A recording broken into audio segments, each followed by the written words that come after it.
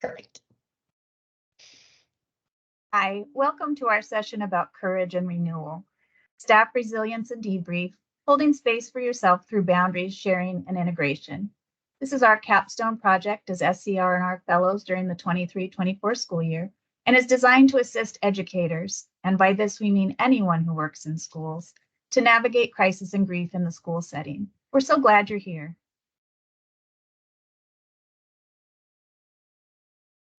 All right. We are so humbled that you are here today. It takes great courage to recognize that in order to heal, we must first acknowledge how we feel and how we want to move forward. We want to recognize and name that this might be the first time that you're being asked to slow down in your role and to check in with yourself simply as a human being. We also want to acknowledge that this might feel really uncomfortable, and that is absolutely okay. We are not asking for you to break down your boundaries, your values, or your protective factors.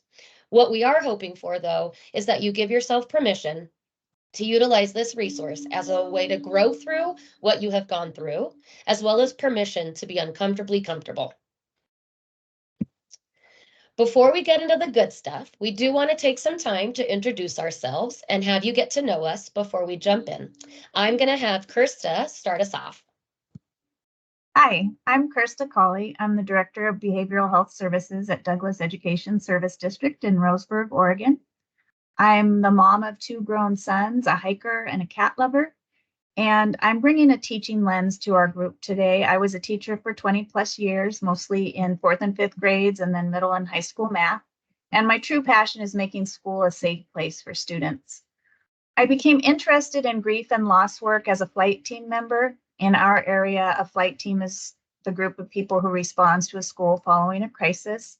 And then when I was widowed at 35, I became what I call an assertive griever.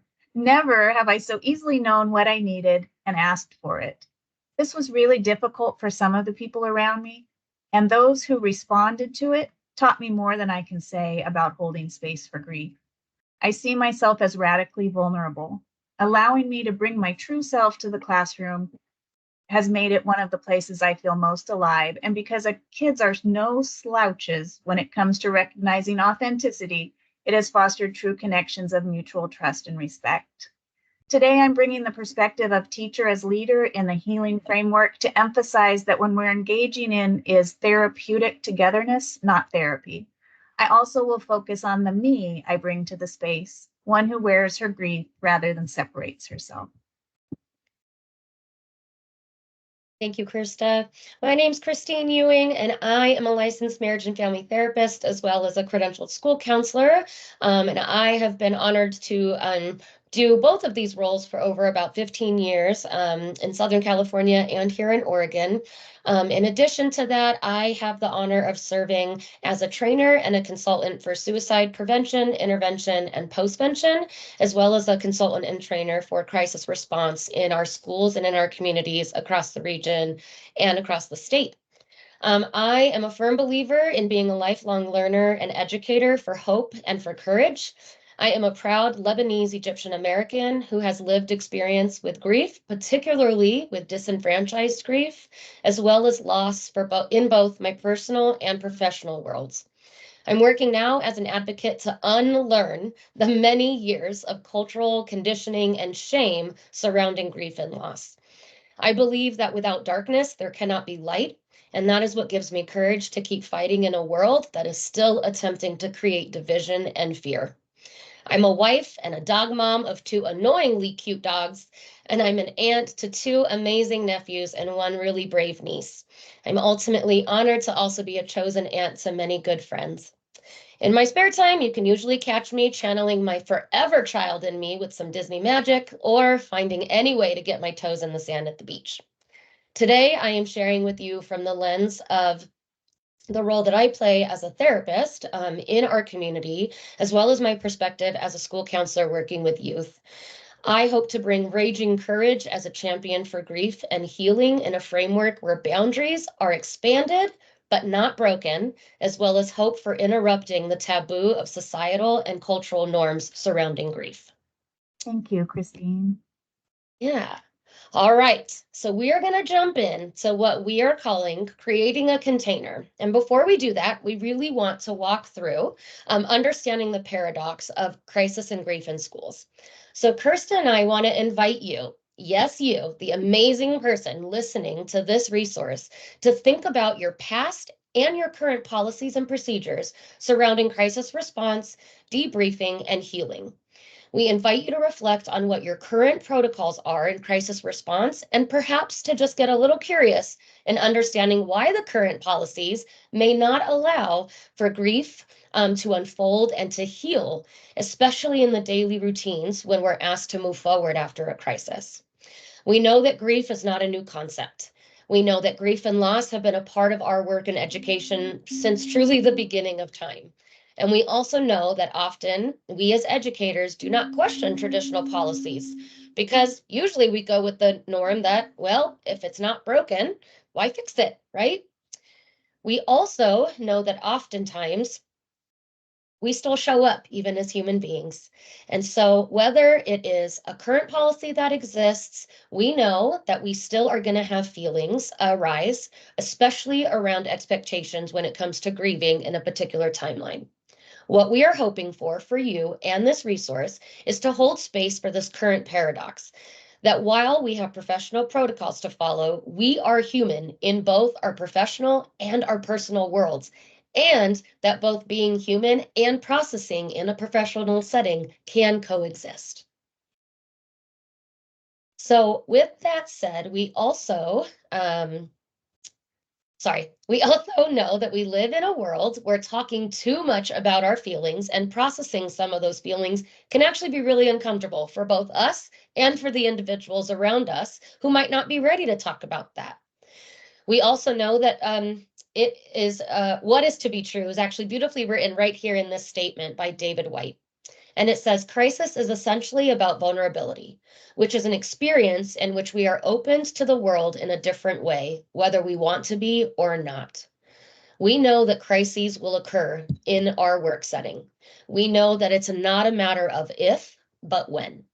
And when we as professionals are not allowed to process our grief because the expectation is to just show up and support those around us, what we're actually doing is creating secondary trauma within ourselves.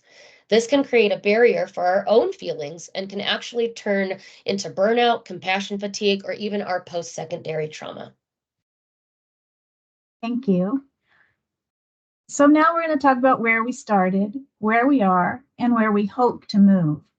As we work diligently to be responsive to the trauma we know our students experience, we must also acknowledge and address the trauma that comes with working in schools. Organizations responding to crisis in a fragmented, reactive, or avoidant way can induce and perpetuate trauma, and we know this is where many schools function because of all the demands placed upon them. The concept of trauma-informed has allowed us to move forward by providing shared language and addressing the impact of trauma in our communities. The next step, then, is moving toward becoming healing organizations where policies and services are trauma shielding or trauma reducing. Through reflection, collaboration, and growth through learning, a healing organization embeds an understanding of trauma as its very foundation.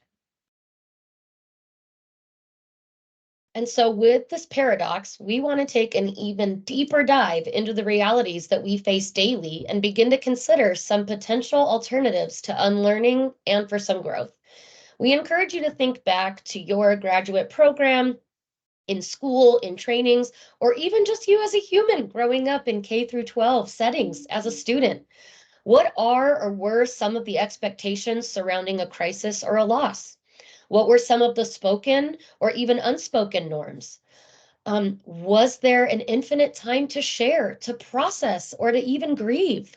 I know that I can actually speak for myself here when I'm thinking about my upbringing. And not only were we not allowed to talk about the loss of students when I was in school, but even now as a professional in school settings, there's a small window of time to acknowledge, to take a moment, truly a brief moment, and then to keep moving forward because there's still a job to do and youth to be educated. We've made so much progress because now we're at least able to acknowledge a loss, but we are definitely not given as much time to grieve. And if we do take too long, oftentimes in our culture, in our societal norms, we're made to feel that we're weak or a burden if we can't move through our grief fast enough. I also can say that not just in my professional settings, but even in my personal life, especially being a Middle Eastern, you do not talk about your family business, let alone talk about feelings, right? It was forbidden to talk to anybody outside of your household about how you feel. And so we invite you to consider this. What would it be like if you gave yourself permission to let go of what you were taught or trained to do in school? What if we learned ways to allow grief to make itself present so that trauma does not have to become the end result? What we know to be true is this: trauma always carries grief, though not every grief carries trauma. I'm going to say that again. We know this to be true, that trauma always carries some level of grief, but not all grief carries a level of trauma. If we are given the space to grieve, there is a direction and instructive healing in that process. It actually creates a portal of hope, healing, renewal, and love. We know that pain is inevitable, but suffering is optional. We cannot heal what we do not feel. And the only way through grief is to grieve. And so now Kirsta is actually going to share some more examples of some lived experiences when it comes to past expectations and some spoken and unspoken norms. Much of what we've learned about crisis and grief early in life came from our families of origin, but think how much you also learned in school. In fourth grade, a classmate of mine was killed, and we all saw where the accident had happened.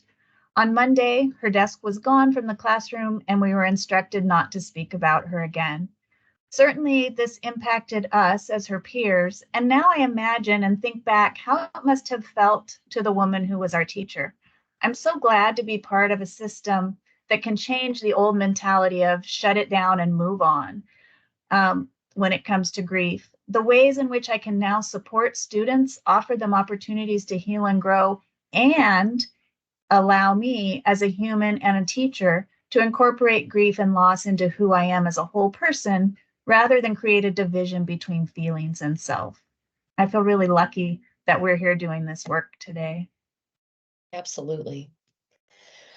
So we know that the start to this dialectic of this changing of this paradox can be uneasy. And we acknowledge that asking you to consider current realities with potential alternatives to responding to crisis might be new to consider.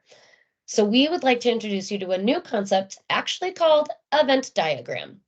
Most of us are aware of the concept behind a Venn diagram, right?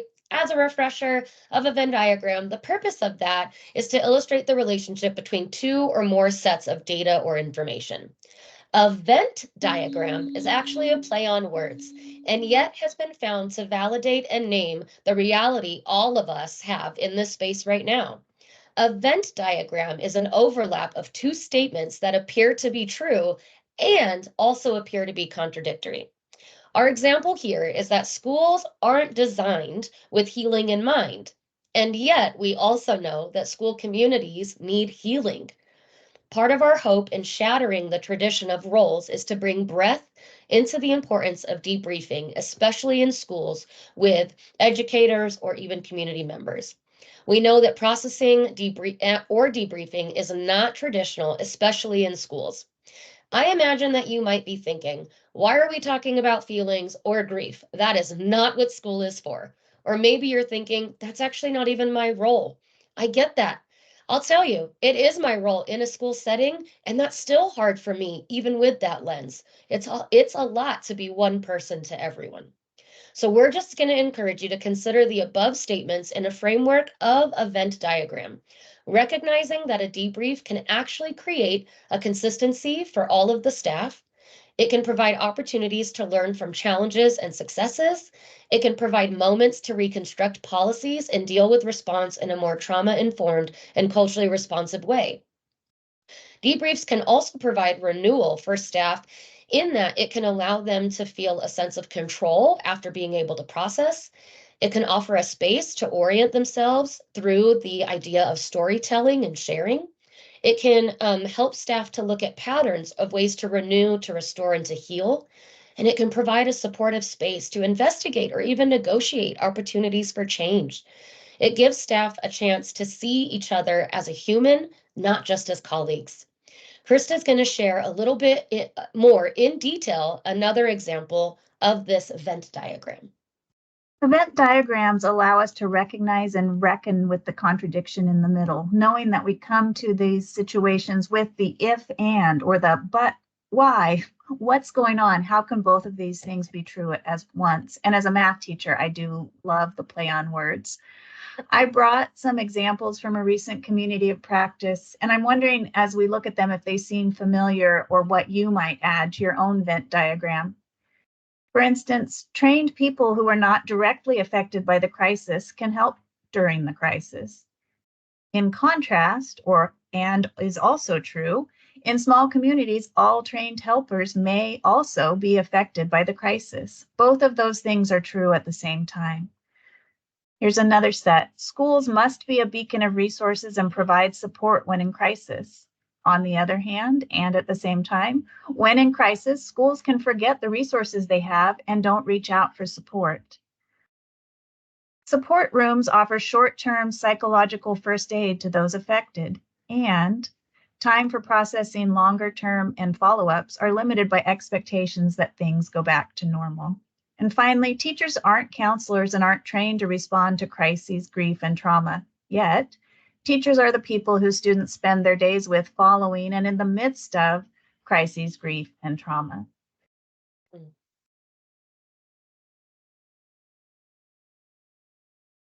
We're here together today to look at becoming who we are in times when our staff and communities need us most. And I'm going to start off this next section with a quote from Rachel Raymond. Healing may not be so much about getting better as about letting go of everything that isn't you, all of the expectations, all of the beliefs, and becoming who you are. So we recognize that every single person comes in with different lived experiences, different levels of comfort when it comes to naming, expressing, and processing feelings around grief. The same is true to boundaries in both professional and personal settings. So a little gentle reminder here, we are not here to shame or to change the way that you are doing life. We're simply offering some grace and permission to yourself, past and present, self, to acknowledge that grief is not a matter of if it happens to you, but when it happens to you. So what kind of space will you want for yourself and for those around you? How can we hold space for each other as we integrate grief into part of who we are? We know that wherever we go, there we are, right? Whether that's at work, whether that is with family and friends, or even just in solitude. We also know that humans are innately designed to connect with one another. We especially know that we need others to learn, to grow, and to heal. If we can create a supported space where we can listen to one another's stories, learn ways that our minds and our bodies can process and grieve, then we're ultimately reminding our hearts and our minds of the strengths and the resiliency that we've had all along to get us this far. The ability to grow through what we go through is the essence of resiliency. And when we're given the space to allow our grief to have breath, to be seen, to be held, then we're able to recover and to renew in any and in all aspects of our lives. As we move into details of how this could look in your setting, we want to remind folks that we are not asking you to become trained mental health professionals if that's not your current role. If that is your current role, then we're also asking you to expand your lens, because we know that if we can create a space for healing, that in and of itself does not take a level of training or expertise. It just takes being human.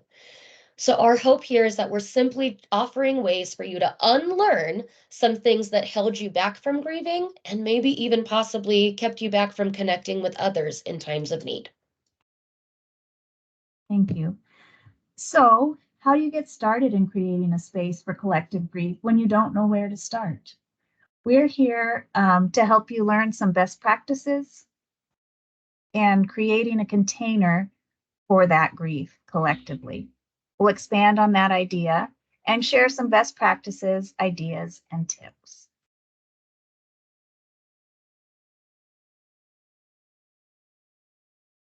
Elements to consider as you prepare to hold a healing space include strengths, whys, connections, and planning.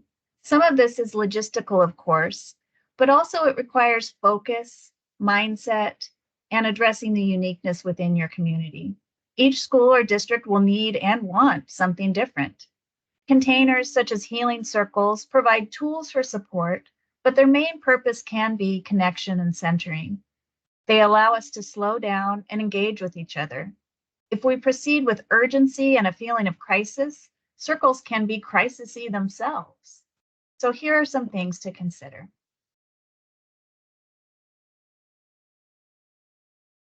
What strengths does your school have that you can build upon? Grief needs to be accompanied. Who are the staff that students go to for help? Who are your staff leaders, whether in title or not? Who has shared histories? What environments do you have that lend themselves to gathering? Grief is a portal for hope and love in our classroom. Is there a bell schedule, an advisory period, a homeroom, a sports field that can create a place for meaning to build a container for grief? What experience do staff bring to the arena of grief? Grieving leaders may be better equipped to share their reactions with others. Who's comfortable with modeling grief and loss? Who has a loss that is too recent or deep and needs to take a back seat in the response? These are all things to consider as you build your gathering. An example I'd like to share is to reflect on these three components is that a student of mine died during the summer in a car accident. The Educational Service District sent a crisis counselor from outside who checked in with staff who'd come to the school, but her presence was secondary on that day. The library and the librarian at our school were special. The library was a gathering place for students who didn't necessarily fit elsewhere, and the librarian a person who showed them unconditional love and acceptance. By holding the safe room in the library, we built on a relationship that was already in place. Because it was summertime, there wasn't a natural schedule to follow, but we did keep the room open as students drifted into town for registrations, sports practices, etc. And that day, I took the role of accompanying griever. What I needed was to be with her friends, and what they needed was to talk.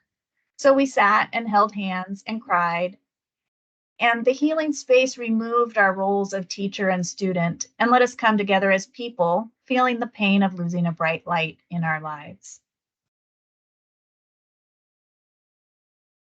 Another thing to consider as you're planning and looking ahead to your healing space is the whys.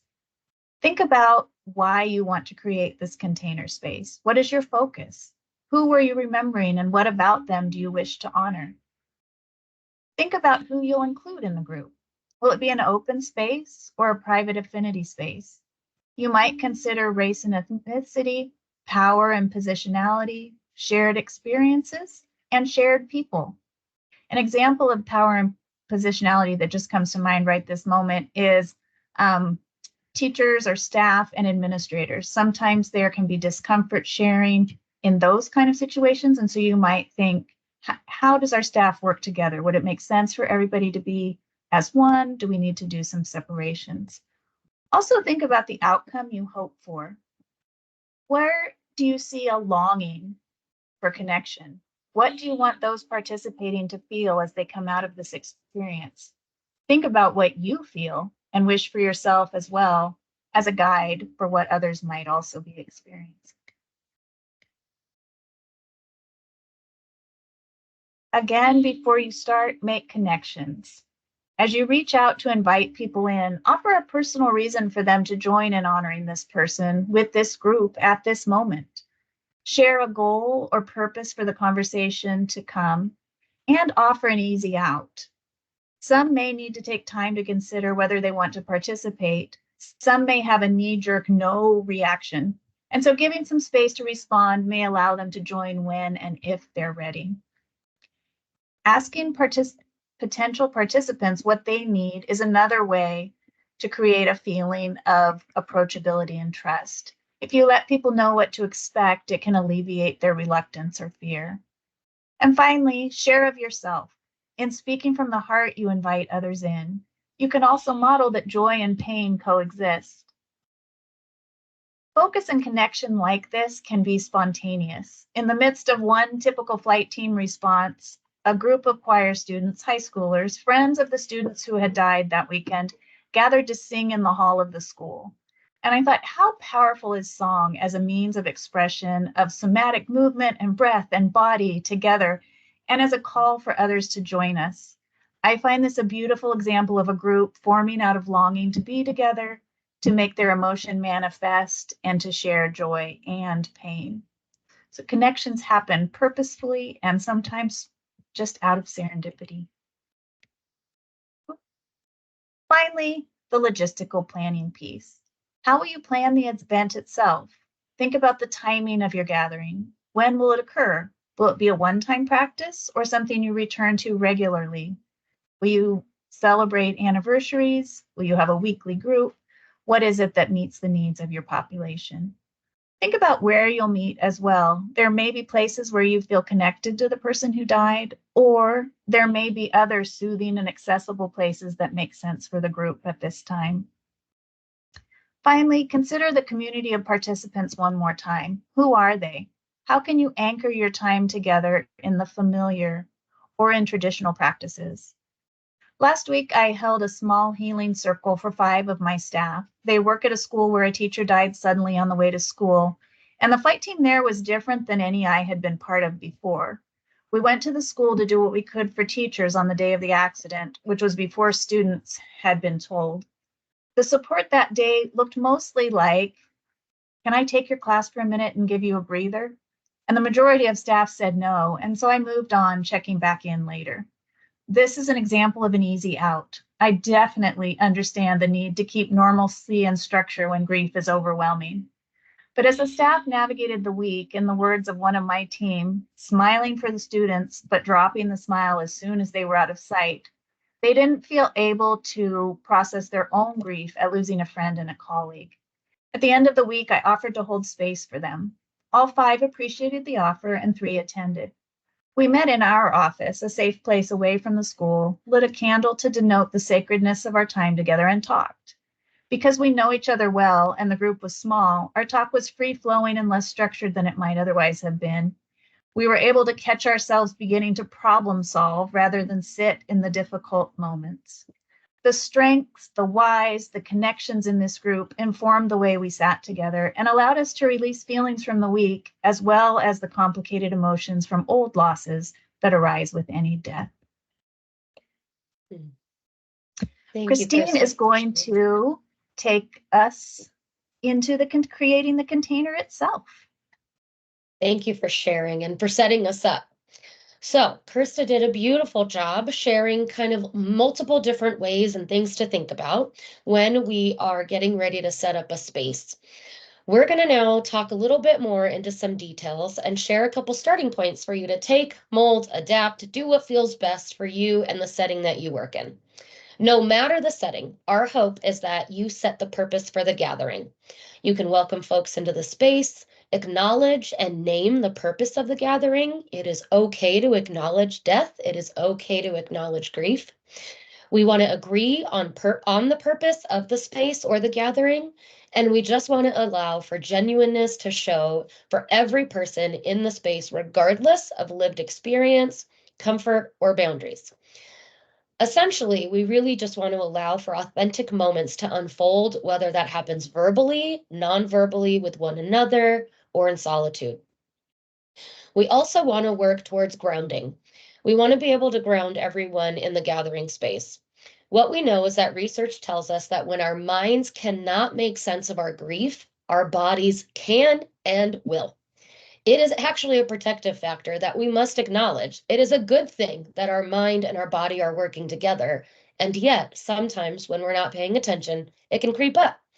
So we want to be able to engage folks in a breathing exercise or body scans or grounding. And again, to the level of comfort and the ability that feels best for each person in the room.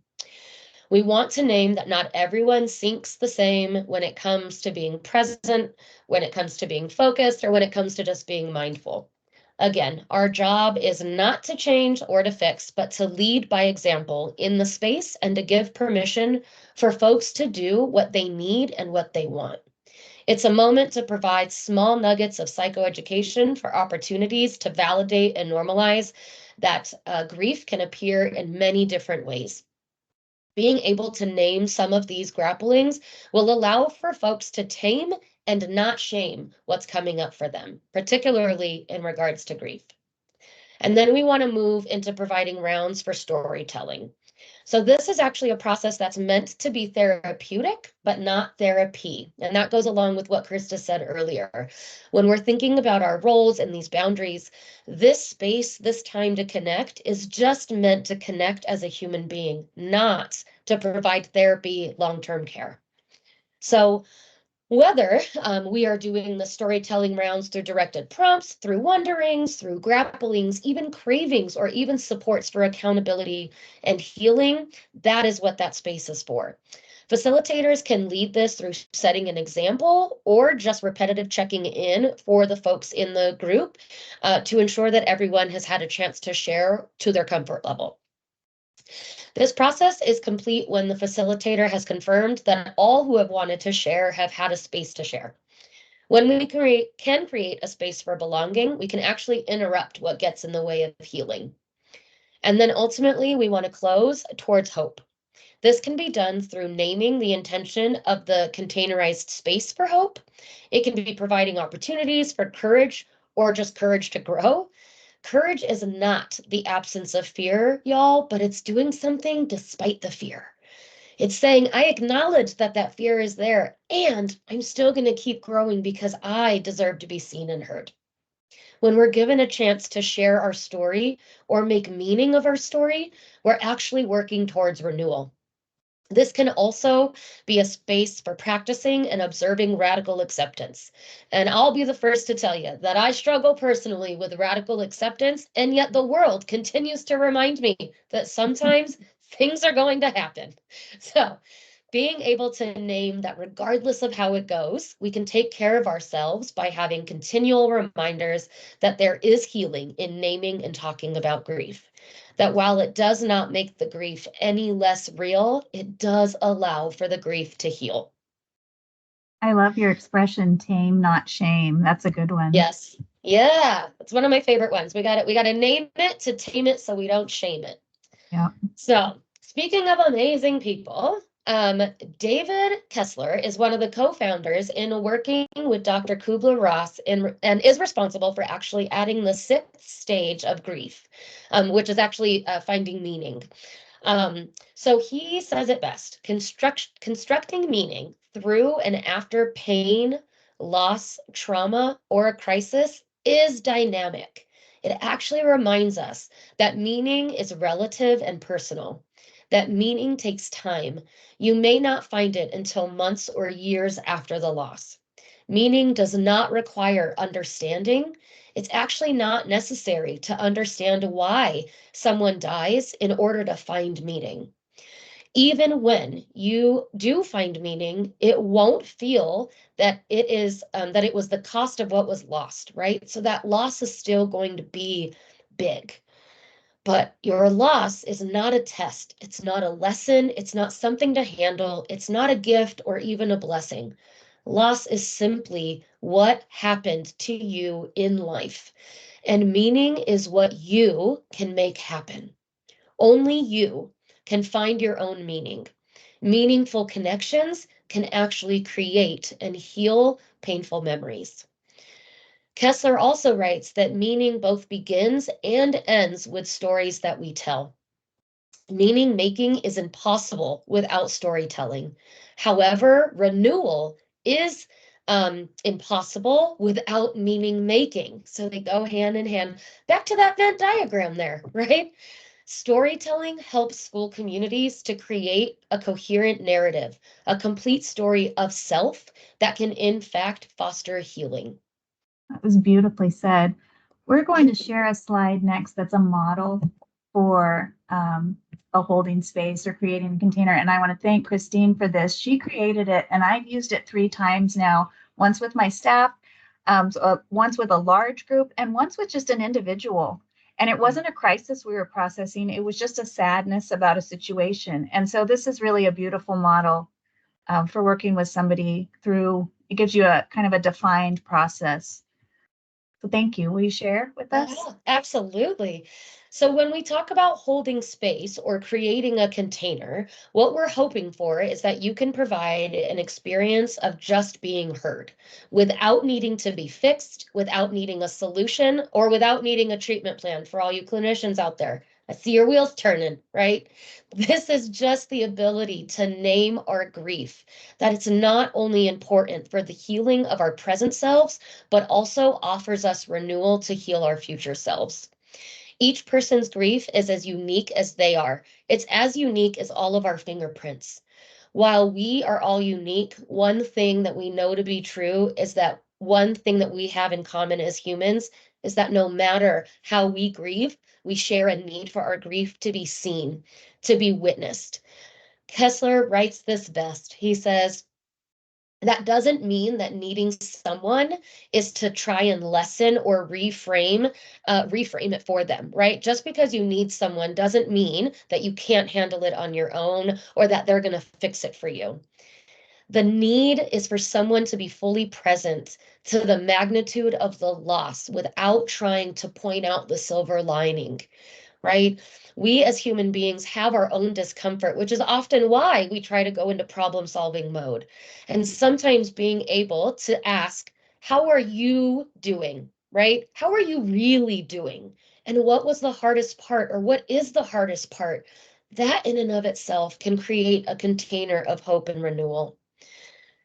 Just being present in the same space, even without words, creates compassion and courage. When we can hear others and see each other in a similar space, it can decrease our feelings of isolation, and it can continue to remove the stigma that we must ignore how we're feeling and just keep moving forward. When we are able to go against what our current norms are, for example, when we're actually able to acknowledge that a crisis happened, that someone died or was hurt, that harm existed and probably does still exist to some level, then we're actually able to unlearn what we have been trained and what we've been taught growing up ourselves. We are given a chance to heal through the pain because we have the space for folks to just be human. When we can provide space and witnessing to each other to each other in a room and ask what seems to be so simple, the pain and healing can actually start to unfold and exist. This visual is just an example of many different ways that a debriefing process can occur. And one thing that I do want to point out to Kirsta's point was just being able to sit and ask how they're doing, what can help, is so healing. And actually, for me personally and professionally, is so against my norm, right?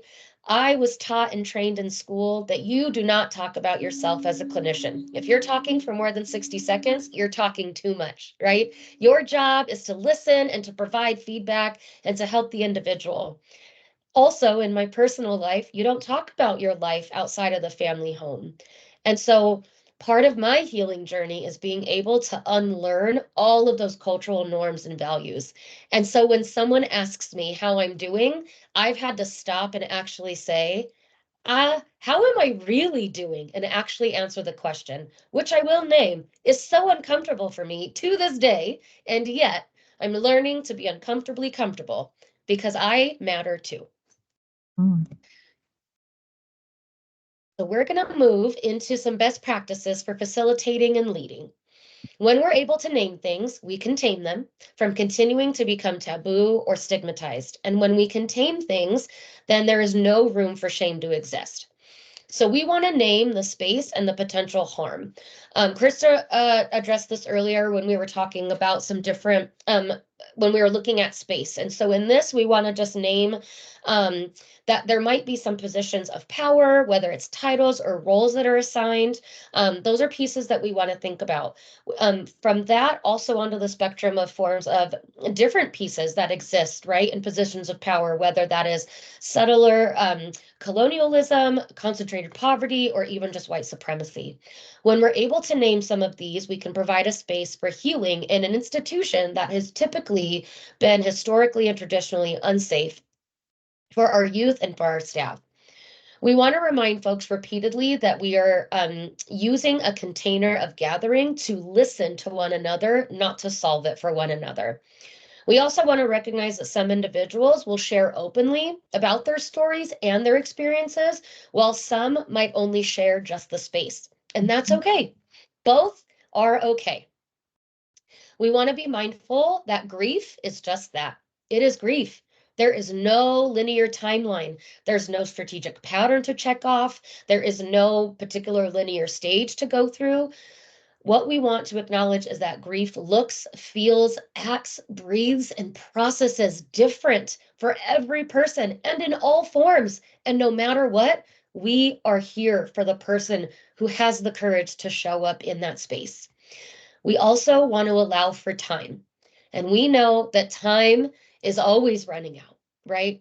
But especially when it comes to grief.